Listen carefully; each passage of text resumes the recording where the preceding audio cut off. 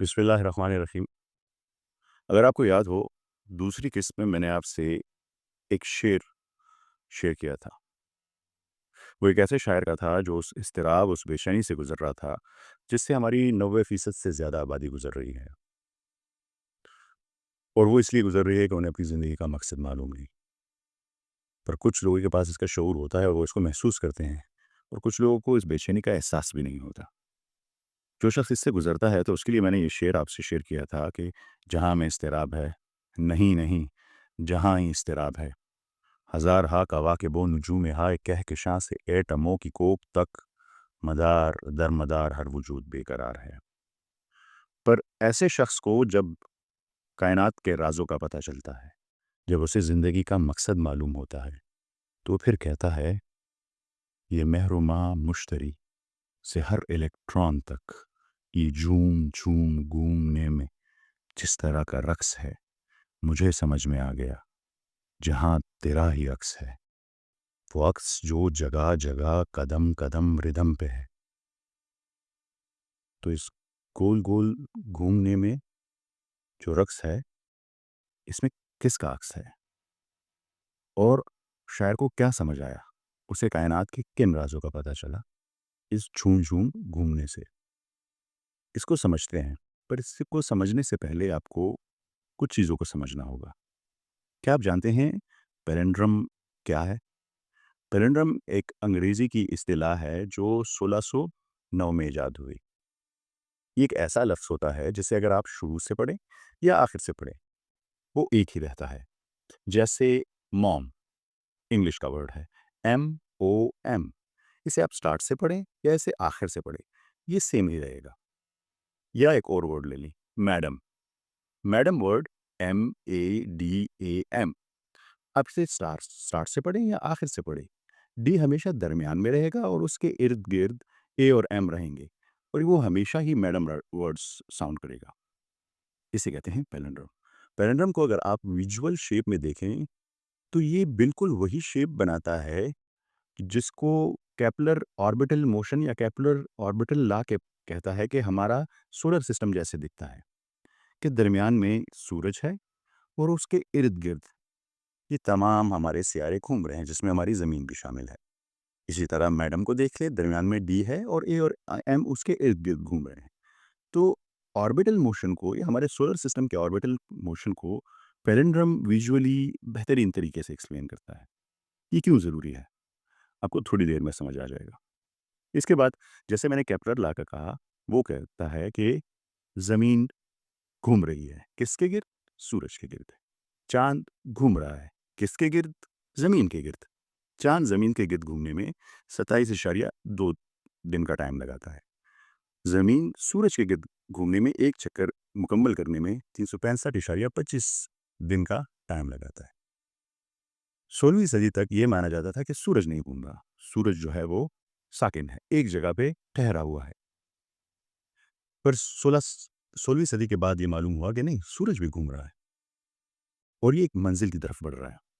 फिर ये 2008 में पता चला कि जो हमारी कहकशां है, मिल्की वे गैलेक्सी, इसके दरमियान में एक बहुत बड़ा ब्लैक होल है। उस ब्लैक होल को सेजिटेरियस ए कहते हैं। सूरज उस बड़े ब्लैक होल सेजिटेरियस ए के गिर्द घूम रहा है, जैसे हमारी ज़मीन सूरज के गिर्द घूम रही है। पर फ़र्क ये है कि हमारी ज़मीन 365 दिन में एक चक्कर मुकम्मल करती है, और सूरज सेजिटेरियस ए के गिर्द 230 मिलियन 230 मिलियन सालों में अपना एक चक्कर कंप्लीट कर पाए।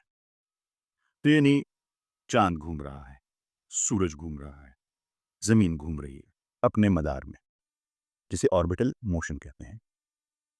अब आपको एक बात पता होनी चाहिए कि आइंस्टाइन ने एक ग्रेविटेशनल वेव्स के नाम से एक कंसेप्ट पेश किया। वो क्या कंसेप्ट था? वो कंसेप्ट ये था कि ये तमाम सियारे स्पेस टाइम में घूम नहीं रहे, बल्कि तैर रहे हैं। क्योंकि जब ये स्पेस टाइम में चलते हैं, तो ये रिपल्स बनाते हैं, वेव्स बनाते हैं। ये ऐसे ही है जैसे जब किश्ती समंदर में चलती है, तो आपने देखा होगा कि उसके साथ वेव्स बनती हैं, रिपल्स बनती है। इसी तरह आइंस्टाइन ने प्लैनेट्स के मोशन को स्पेस टाइम में एक्सप्लेन किया, اور اسے نام دیا گریویٹیشنل ویوز کا. اور یہی وجہ ہے کہ دنیا کا سب سے بڑا سوئمنگ پول ناسا میں ہے. وہ کیوں کہ ایسٹروناٹ جب بھی خلا میں جاتے ہیں تو وہ اس سوئمنگ پول میں ٹریننگ کرتے ہیں, کیونکہ خلا میں تیرنا بالکل سوئمنگ پول یعنی پانی میں تیرنے کے مقابل ہے, بالکل ویسے ہی لگتا ہے, متبادل ہے. اب آپ کو یہ سمجھنا ہے کہ ہم نے 3 باتیں کی. ایک, چاند گھوم رہا ہے, زمین گھوم رہی ہے, اور ہم نے کہا کہ سورج بھی گھوم رہا ہے, جو ہمیں 2008 میں پتا چلا کہ وہ سیگیٹیریس اے کے گرد گھوم رہا ہے. دوسرا ہم نے کہا کہ یہ گھوم نہیں رہے ہیں, یہ تیر رہے ہیں آئنسٹائن کی گریویٹیشنل ویوز کی تھیوری کے مطابق اور ناسا کے ایکسپیریمنٹس کے مطابق, کہ یہ ایسے ہے جیسے سمندر میں تیرنا ہوتا ہے, یہ اسپیس ٹائم میں ایسے چل رہے ہیں. اب ذرا سنیے گا کہ قرآن شریف سورہ انبیاء کی آیت نمبر 33 میں کیا فرماتا ہے. بسم اللہ الرحمن الرحیم.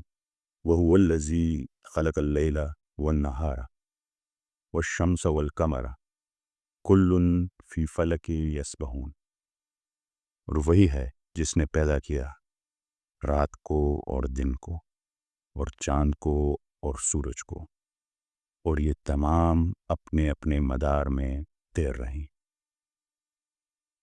تو پہلی بات 6 صدی میں کہا کہ چاند گھوم رہا, زمین اپنے مدار میں گھوم رہی ہے, اور یہ بھی کہا کہ سورج بھی گھوم رہا ہے, جو 16ویں صدی تک سائنس کہتی تھی کہ وہ تو ساکن ہے, گھوم ہی نہیں رہا. 6 صدی میں کہہ رہے ہیں کہ نہیں, سورج بھی گھوم رہا.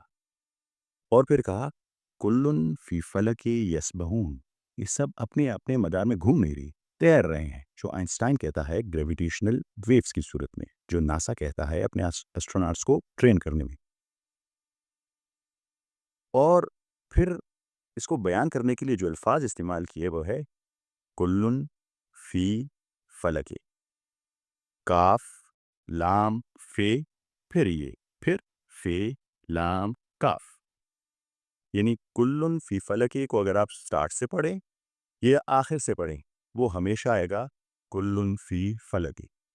یعنی یہ ایک پیلنڈروم ہے جسے انگلش کے لٹریچر 1609 میں ایجاد کرتا ہے, وہ قرآن شریف میں موجود ہے, اور اتفاقاً اسی آیت میں موجود ہے جس میں آربیٹل موشن کی بات کی جا رہی ہے. اور جب آپ کلو فی فلک کو ویژول فارم میں پیش کریں گے تو وہ ایگزیکٹلی آربیٹل موشن یا ہمارے سولر سسٹم کے آربیٹل موشن کو ریپرزینٹ کرے گا, بالکل ویسے ہی نظر آئے گا. تو ایک ہی آیت نے پیلنڈرم شو کیا اسی آیت میں جس میں اس نے ذکر کیا کہ چاند گھوم رہا ہے, زمین گھوم رہی ہے, سورج گھوم رہا ہے, بلکہ صرف گھوم نہیں رہے. قرآن شریف نے ایگزیکٹ ورڈ یوز کیا یسبحون, تیر رہے ہیں جیسے سمندر میں تیرا جاتا ہے, جو آئنسٹائن گریویٹیشنل ویوز کی صورت میں بیان کرتا ہے, جو ناسا اپنے ایسٹروناٹ کو ٹرین کرنے کی صورت میں بیان کرتے ہیں. اتنی خوبصورت ایکسپلینیشن, اور اسے پھر بیان کیا سورہ انبیاء میں جہاں پہ لوگ معجزہ مانگ رہے ہیں, تو اللہ تعالیٰ نے آیت نمبر 30 میں بیان کیا کہ آسمان اور زمین ایک تھے, جسے سائنس بگ بینگ تھیوری کے نام سے جانتی ہے. آیت نمبر 31 میں بیان کیا گریوٹی کو, سولر گریوٹی اور ارتھ کی گریوٹی کو. آیت نمبر 32 میں بیان کیا ہیلیوسفیئر کو, ایٹموسفیئر کو, میگنیٹوسفیئر کو, جو ہمارے زمین کے اوپر ایک نہ نظر آنے والی چھتیں ہیں. اور آیت نمبر 33 میں آربیٹل موشن کو بیان کیا. صرف بیان نہیں کیا بلکہ وہ باتیں بتائیں جو سائنس کو بھی 2008 میں پتہ چلی. یہ کیسے ممکن ہے کہ ایک کتاب کے پاس وہ تمام راز ہوں جنہیں ہمیں ڈھونڈنے میں 1400-1500 سال لگ جائیں. یہ ہماری سیریز غور و فکر کی 12ویں قسط تھی. اگلی قسط میں جب ہم ملیں گے تو کائنات کے اور رازوں سے پردہ اٹھائیں گے. پر آپ سے ایک گزارش ہے, آپ سے گزارش یہ ہے کہ یہ پیغام آپ کی ذمہ داری ہے کہ اوروں تک پہنچائیں. میں اپنی کسی بھی ویڈیو پر کوئی بھی کاپی رائٹ کلیم نہیں کرتا. آپ میری ویڈیو ڈاؤن لوڈ کر کے اپنے یوٹیوب چینل سے شیئر کر سکتے ہیں, اپنے فیس بک پیجز سے شیئر کر سکتے ہیں, اسی پیغام کو لوگوں کے ساتھ ڈسکس کر سکتے ہیں. اور یاد رکھیے گا یہ آپ کی ذمہ داری ہے. آپ سب کی سماعتوں کا بہت بہت شکریہ. ملتے ہیں اگلی قسط میں. اللہ حافظ.